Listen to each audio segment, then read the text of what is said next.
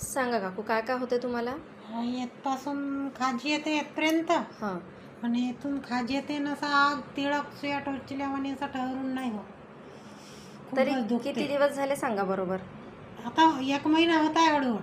पहिले फोडे आले होते ना इथे हो, बारीक बारीक? येथून थोडसे गेले. आता ते चिलटे निघले, फक्त हे डाग डाग आहे हो, त्याचे. डाग डाग राहिले. नमस्कार, मी doctor Vijaya Thackeray Nandurkar from Nandurkar hospital, Pauni district Bhandara. मी जे नेहमी सांगत असते की पोस्ट हर्पेटिक न्यूरॅल्जिया म्हणजे नागिन झाल्यानंतर होणारा जो त्रास असतो त्याला पोस्ट हर्पेटिक न्यूरॅल्जिया म्हणतात. म्हणजे जे नागिन म्हणजे हर्पीज झोस्टर, ज्याचा व्हायरस हा एका नर्वला डॅमेज करते. तर या काकूंच्या या हाताला झालं होतं 1 महिन्याआधी, तेव्हा हे माझ्याकडे नव्हते आले. यांनी काही औषधी घेतलं, हे फोडे वगैरे कमी झाले.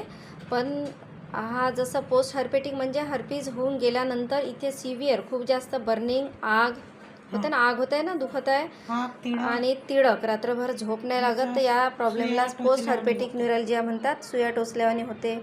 तर याच्यामध्ये कसं आहे, जर आपण स्टार्टिंगलाच जर होमिओपॅथीचं ट्रीटमेंट घेतलं तर नक्कीच हा त्रास पेशंटला उद्भवतच नाही. अशा अनेक पेशंट आहे आमच्याकडे जे सुरुवातीलाच येतात तर त्यांना हा त्रास होतच नाही, तो लगेच कमी होऊन जातो. 8-10 दिवसात जे फोडे वगैरे बसतात तेव्हाच हे आग वगैरे सगळं आराम होऊन जातो.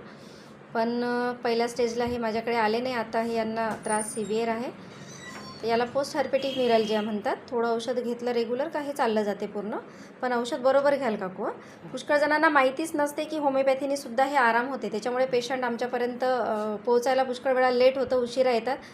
काही काही पेशंट असे आहे की ज्यांना 1-1 वर्षसुद्धा ही आग राहते, 1.5-1.5 वर्ष राहते, इकडे तिकडे घेतात, मग नंतर आमच्याकडे येतात.